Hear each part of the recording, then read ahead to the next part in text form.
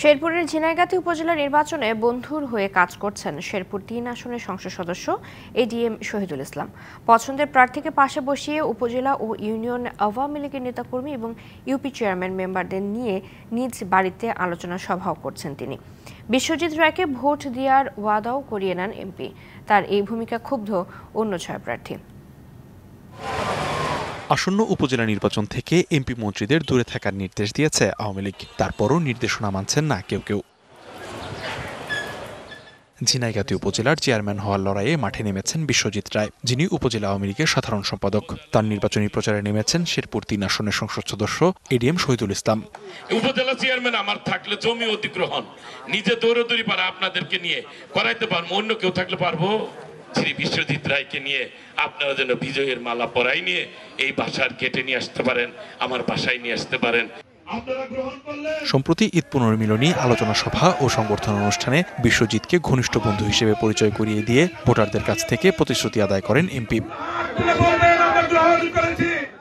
অনুষ্ঠানে খাবারও বিতরণ করেন এডিএম শহীদুল ইসলাম।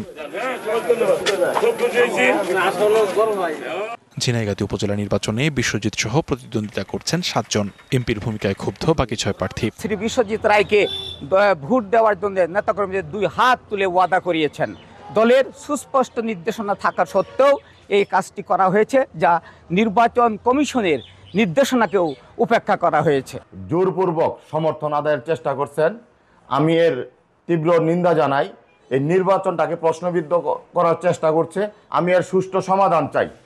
তবে এমপির ভূমিকা নিয়ে অন্য প্রার্থীদের প্রশ্নে বিচলিত নন বিশ্বজিৎ। এমপি মাঠে আসার বিধান নাই, এটা সত্য।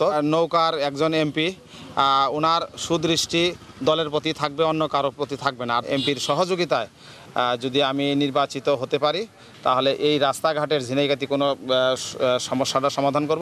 আর এমপির দাবি, বিশ্বজিতের নির্বাচনের জন্য কোনো সভা করেননি তিনি। দল কিন্তু আমার একটা পরিবার, আমি যাই বলি পরিবারের লোক যখন আসছে তখন হয়তো অনেক কথাই হয়েছে, ওটা আনঅফিসিয়ালি।